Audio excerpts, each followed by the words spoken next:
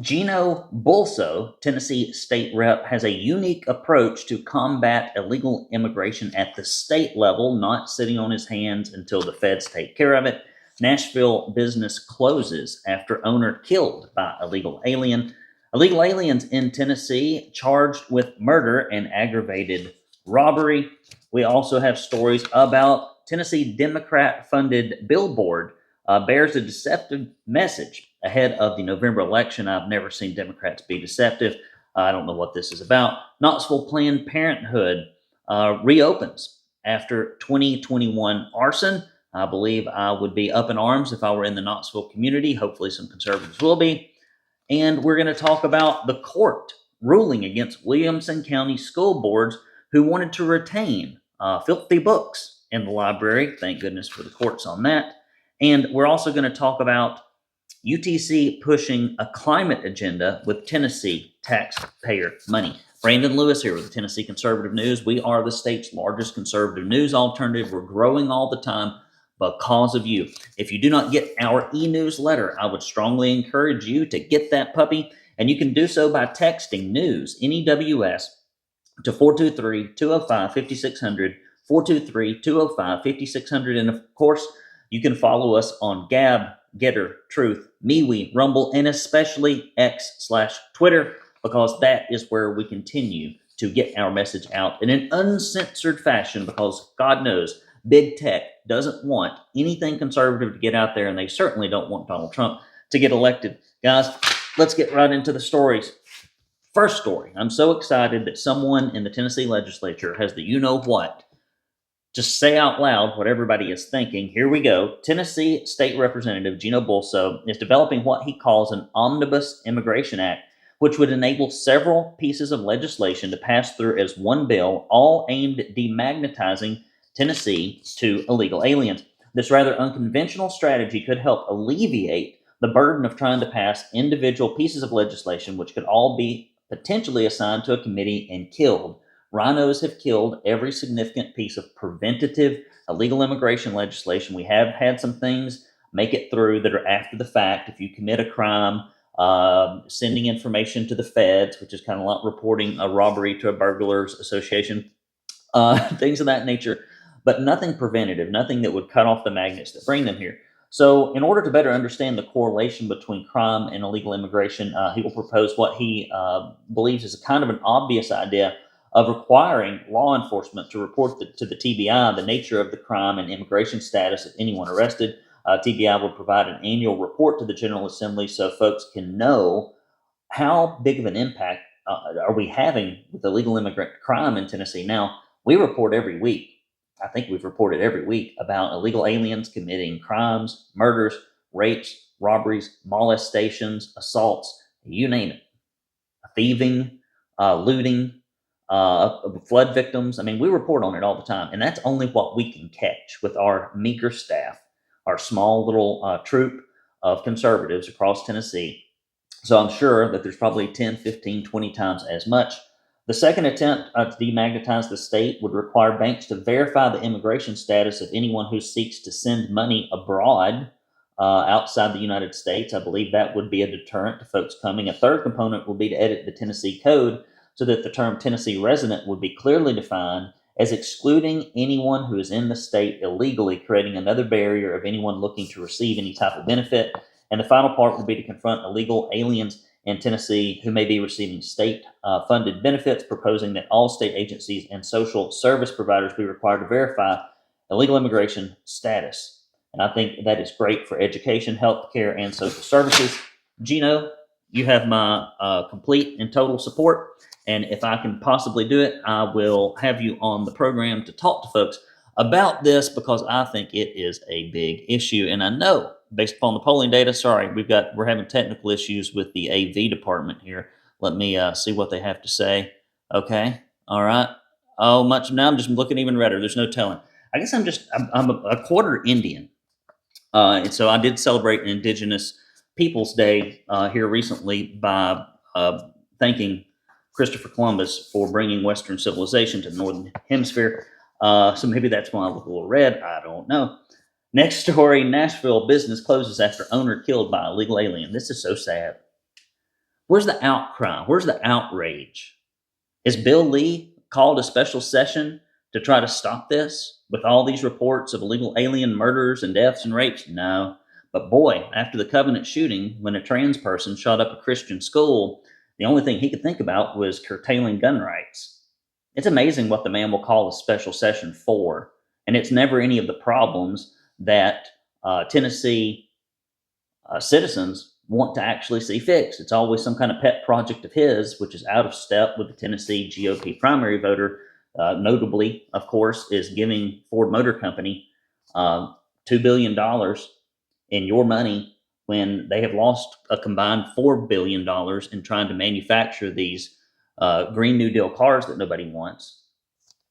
I wish Bill Lee would, on his way out, would grow a pair and actually address some of this issue. A Nashville restaurant owner shut down, or Nashville restaurant rather, shut down after a decade of business, only 3 months after the owner was killed by an illegal alien in a hit and run in his restaurant parking lot. Matt Carney, owner of Smoking Thighs on Wedgwood Avenue, was struck by Mr. Rodriguez Martinez on June 19th after Carney caught him attempting to steal food from his truck and tools. He died on July 4th. Martinez has been previously arrested in February for the theft, but those charges were dropped. Immigration and Customs Enforcement confirmed that he crossed the border into the United States from Mexico without being detected, and an immigration detainer was placed on him after a second arrest. Friends and family were on hand at the restaurant the final day, selling out everything on the menu. Martinez is set to be in court November 13 on a number of charges, including criminal homicide. You know, we sent out an email asking people in the legislature what they plan to do at the state level about illegal immigration. It was a sad affair. Most of them just blamed the federal government and said that we can't do anything at the state level, which is completely untrue. It's a coward's way out. A couple of them, you want to talk about some hubris, a couple of them said that we are a shining example to the rest of the nation and that we should be followed. And if that example, I suppose, is sitting on your hands and doing nothing or killing every piece of preventative legislation that comes, I guess that's an example of sorts. But it's not the example that people who wrote in the emails were hoping to see. Folks like Gino, Bulso, and a few others did reply back with real-life pieces of legislation that could make a difference, and let's hope that some of that makes it through. And I hope after some of the incumbents have experienced the sting of defeat in these primary elections here recently, that they will realize if you keep racking up really bad votes, it has political consequences for you. It makes you very vulnerable in the primary.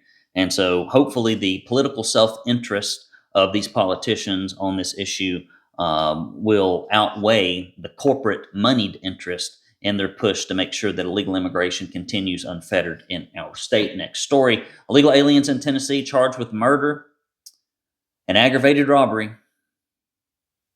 An illegal immigrant has been brought back to Bradley County from South Texas to face first-degree murder charges in connection with the September 8th murder of 25-year-old Dana Garcia in Cleveland. 41-year-old Dayron Lopez Roque was named as a suspect, and Cleveland police requested assistance from outside agencies in locating him. He was found in Texas, only 30 miles from the Mexico border. Good thing they caught him when they did. He has been previously picked up by police in February in regards to domestic violence. He was not convicted of that charge. Because of that, there was no immigration detainer placed on him at the time. Nashville police have arrested an illegal immigrant for using Facebook Marketplace to lure victims to rob. Well, this is great. Police arrested 20-year-old Yordi Gutierrez in Old Hickory. He was identified as the attacker who robbed 3 individuals in 2 separate occurrences in the last month, according to police. Gutierrez would create a Facebook Marketplace advertisement under the guise of selling a Toyota Corolla, and then he would make arrangements to meet interested parties at various locations on Old Hickory Boulevard. Because the individuals were considering the purchase of a vehicle, they knew they would be in possession of cash. Upon meeting them, he would pull out a handgun and steal the money of the victims. He is charged with 3 counts of aggravated robbery and is being held on a $150,000 bond. People in the General Assembly, let's get rid of these folks. Do what's right by the folks that sent you to office. And let's cut off all the magnets that are bringing them here and do something for a change. Guys, if you look at the news stories that you are presently consuming in the state of Tennessee, let me ask you a quick question. Do you see them reporting the kind of things that we report? Do you see them calling attention to any of the things we call attention to? Chances are you don't. We're the only source that brings you the unfettered truth. I have been under a lot of fire and criticism, both locally and at the state level. Jeremy Faison recently, said that he had my number and he knew that I was just profiteering and that they're really trailblazing and And what makes them so mad is that I continue to remind people of the record during 2020, their voting record, their failure to attack these issues and tackle them that GOP primary voters want. But the truth has legs. But in order for me to be able to tell the truth, unlike the corporate media outlets who cannot tell any of the truth, because they are beholden to the corporations, just like the folks who take the money for campaign contributions are beholden to the corporations, is because you give. When you quit giving or don't give at all, the truth can't get out there.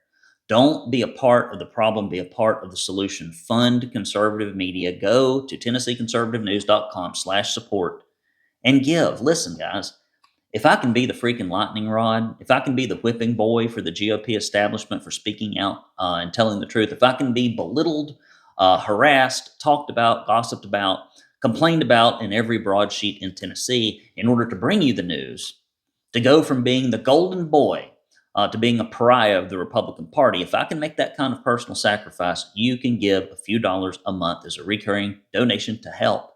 We need you in the fight. Do not sit on the sidelines.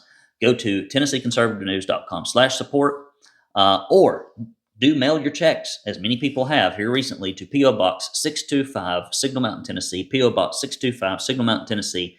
I know that there is a lot of money going out. I just gave Trump some additional money. The man needs it. It wasn't that much because I spent most of mine in the state races.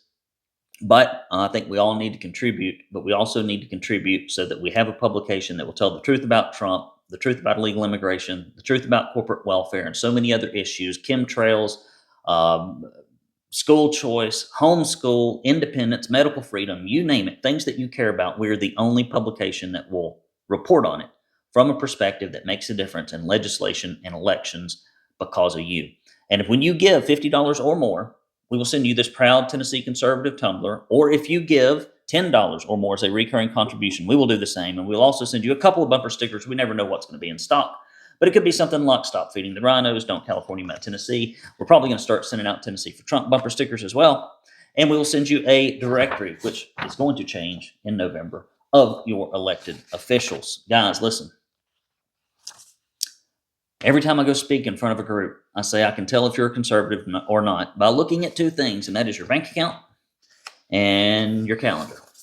And if you're not doing anything other than watching Fox News or listening to podcasts, you're not making a difference. That is why it's so important for us to give, and for those of us who have been blessed, as I have been blessed, to give a little bit more. If it doesn't hurt a little bit, it probably ain't enough. Next story. Tennessee Democrat-funded Billboard bears deceptive message. Imagine that, ahead of November election. What a waste of money this is. An ad seen on a digital sign in Murray County bears a deceptive message stating that Murray County conservatives endorse Harris Walt's Democrat campaign. Boy, that is a stretch of the definition of conservative. It probably stretched about as far as the rhinos try to stretch it. A little bit further, maybe. But a local conservative Republican club says the sign has nothing to do with them.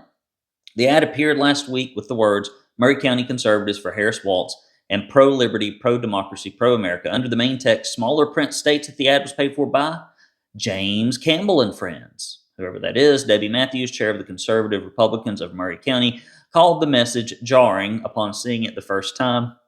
According to our source, there are two men by the name of James Campbell in Columbia, Tennessee. One is a conservative. The other is Seth James Campbell, a state Democrat executive committee member. Public school teacher and former chair of the Murray County Democratic Party, Seth Campbell paid $550 to place the ad that seemingly attributes support for the Democrat presidential ticket from local conservatives. Debbie Matthews said, quote, I don't want anyone to think that we as a group would support the Democrat ticket, bring bad press upon us as a group, or give members or other conservatives the impression that we would do this. But the Democrats are doing what Democrats do. They lie, they deceive, and they waste money. With early voting starting up next week and running this ad through October 31st, we can expect to see more Democrat ploys like this one. You better believe it. I've come under fire here recently because people have posted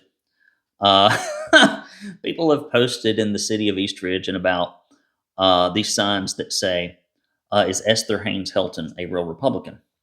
And they are copying the Patsy Hazelwood signs that I created in the primary. And it's funny because the Democrats are doing it, right? Because the Democrats know that when a Republican has a weak voting record, that telling conservatives about it hurts turnout for that candidate. That's the whole point of it. You know, motive is 9/10 of the law or something like that. And I can't remember. Maybe that's possession. I have no idea. But nonetheless, motive is important in determining who does things. And these kind of tactics are going to be used. I mean, politics does bring about some very clever and inventive strategies. That is one thing I've always liked about being in politics. But the thing is, as soon as one side figures it out, the other side adopts it because that's the way it works. And the truth is powerful. The truth is powerful. Next story, Knoxville Planned Parenthood reopens after 2021 arson. I don't know. Maybe somebody should go down there again. Planned Parenthood has reopened for business in Knoxville, Tennessee, nearly 3 years after an arsonist destroyed the previous building on opening day. October 14th, area churches organized prayer vigils and protest on the sidewalk adjacent to the property. It's a wonder they didn't end up in federal prison. Catholics offered rosaries each hour of the workday. Members of the Covenant Baptist Church witnessed to people leaving and entering the building. Abortion is severely restricted in Tennessee, but CEO Ashley Kofeld plans to offer, quote, gender-affirming care. Nice. Let's ruin people's health, their spiritual being. Let's make them think that God doesn't love them the way that they're made. Let's get their hormones all messed up. Let's get the chemicals in their body to the point where they can't function properly. And then wonder why we have so many shootings, school shootings, by transgender folks all over the nation. It's a huge trend, especially for such a small population, because it messes people up. As I've said before, I'll say it again, it is hard enough as you age. It is hard enough as you age to simply feel good as a male or a female. But if you're trying to feel good, think straight, be healthy, but take hormones or medication as if you're a woman and think that that's going to make you feel better as a man, boy, you know very little about biology and general health. Pro-lifers suspect that Planned Parenthood may coordinate abortions through mail-in order pills. How much of this is going on here is regulated? Are there any observing the law? Asked Daniel Gribble, who is on site presenting abolishabortiontn.org. So abolishabortiontn.org. All right, guys, I'm going to have to move it faster. I think my phone's dying here. Court rules against Williamson County School Board attempting to retain objectionable material. This is great. A Chancery Court in Franklin ruled in favor of parents who sued the Williamson County Board of Education over 5 books they believe to be in violation of Tennessee's Age-Appropriate Materials Act. Spanning over a year in court, the ruling details the history of cases where the board chose to retain 5 books after parents had requested the review and be removed. Initially, the board argued that it had fulfilled the requirement of the law by relying on 2 committee reviews during the investigative process. The school committee claimed that it did not have clear guidance on what constituted objectionable content. 2 board members or even agreed the materials were inappropriate, but still voted to keep them. Ultimately, the court issued a ruling calling the board's decisions, quote, arbitrary and oppressive, and a refusal to assume the jurisdiction of the law devolves upon them. The judge issued a writ of mandamus, which in essence allows the courts to order government officials or agencies to properly fulfill their duties. This victory, though seemingly rare, could have positive ramifications across the state as it demonstrates parental rights in action. Of note, our good friend, here he is again, Representative Gino Bulso is also listed as one of the attorneys representing the parents in this case. Here. All right, guys, next story. Got to do quick. UTC money pushes woke climate agenda with Tennessee taxpayer money. It is hilarious. The university, this is a place that I went and got my master's degree at.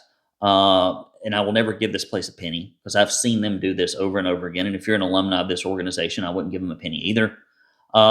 There's a part of a team, Kathleen Biggins, who is founder of Sea Change Conversations, has a specific target, right? It's part of a team that travels all over the United States hoping to sway moderate conservative audiences into taking the climate change agenda seriously. Follow the paneling discussion. A bunch of folks that are in liberal think tanks and organizations harangue the students that, the sky is falling and the polar ice caps are melting and that the ozone's going to disappear and everything that they've been trucking out there for the last 50 years, none of which has happened, except perhaps the greening of the earth. UTC's decision to host this event on this topic with early voting just starting weeks later could be seen as an attempt to influence students before they take the polls. This money comes from me and you primarily. Probably about 70-80% of it comes from conservatives, and Republicans and leadership in Tennessee continue to let these state-ran universities push woke agendas in various forms and do very little to curtail it, although they should. Guys, what's going on this weekend? We're at the end of the news. I've got to run through this. I'm out of battery. I forgot to charge my phone. So what are we doing this weekend? Tonight, I'm going to hang around the house. I got so much work piled up. I am behind. And so I'm working feverishly. I'm moving into my busy season. I was out for a week, as many of you may have seen, and I missed you for the Big 7 last week because I was in Boston. And we went to the Mayflower, Plymouth Rock. I got to see the Boston Tea Party Museum, which is a fantastic interactive experience if you ever get to go. The Monument to the Founders, which is really the Pilgrims. I got to tour Plymouth Colony, which is just fantastic. It amazes me how much our forefathers and our early arrivers gave up for religious freedom and how little we're willing to give up to retain our own today and how little we stood up as churches were shut down in Tennessee by our government during 2020. I mean, I just think we're not made of the same stuff as they used to be made of. And so it was a great experience, but I'm back. I'm excited. I'm going to hang around today. Just going to hang around. I got stuff to do. We got to get the house back in order. This weekend, tomorrow, we've got a full day. We're going to go to a little lake party for our daughter and some of her old classmates, and then to the Blessing of the Buffalo, which is State Rep Greg Vital's Buffalo Farm. I'm excited to see that. And then we're going to go to church. And then Sunday, it is my intention to have a bonfire in my backyard and get together with a couple of old friends and do some hiking. So that should fill it up. Maybe make it to the gym and piddle around the house if I have some time. Guys, thank you so much for your support. I didn't get to the mailbag because I'm running behind today. I'll get to it next week. But thank you for everything that you send in the mail. It amazes me that I go there over and over again. And I'm like, wow, people are still supporting what we do. And boy, I've taken it on the chin here lately. I'm just going to be frank with you. It is tough to be scrappy and to be truthful in politics as a Republican and a conservative in Tennessee. If you want to be congratulated and blessed and have your back slapped everywhere you go in this state, all you have to do is lie and say that the Republicans are doing what they are telling their constituents they're doing when they campaign. And that is just not the truth. The votes don't show it. You know it. I know it. But very few Tennesseans know it. And when our outlet tells the truth, it is remarkably offensive to those in power. Remarkably offensive. And they think it's an insider's club, that it's like a monarchy, right? That they're supposed to retain their position until death. And that God knows you should never challenge their votes. You should never challenge them in a primary. But we know that the only way that we can move Tennessee in a conservative direction and keep it from going the direction of Georgia and other red states turned blue is that we've got to get in there and fight for it. And that includes your money. That includes your time. Guys, do stay tuned. If I get a little time, hopefully it's not going to be too far away. We're going to have a quick little workshop essentially saying, should you run for office? So if you are thinking that at some point in the future you may want to run for political office, we're going to have a very short presentation so that you can take stock and see if you have what it takes, if the time is right, if you have the time, if you have the money, and what it really takes to win a campaign, because we're going to be gearing up in the spring for another conservative candidates academy. We had some successes this time around, and I would like to see that momentum grow. But it does require that conservatives step up, equip themselves, educate themselves, and approach running for office in a scientific, not an emotional way. And that's how you win them. That is how you win them. Guys, Brandon Lewis, the 10 Con, Big 7, here at the Tennessee Conservatives newscast. The most hated man in conservative politics in the state of Tennessee, and for good reason. The truth may set you free, but that doesn't mean it'll win you a popularity contest. So remember that in your life, in your church, etc. We see all through the scriptures that telling the truth, the real truth to power, not the kind of fake truth to power that we hear the corporate media talk about in Tennessee, but real truth to power does cost you something. And so you have to be prepared to pay the price so that our kids can have freedom in the future. Love you, mean it, take care, see you next week.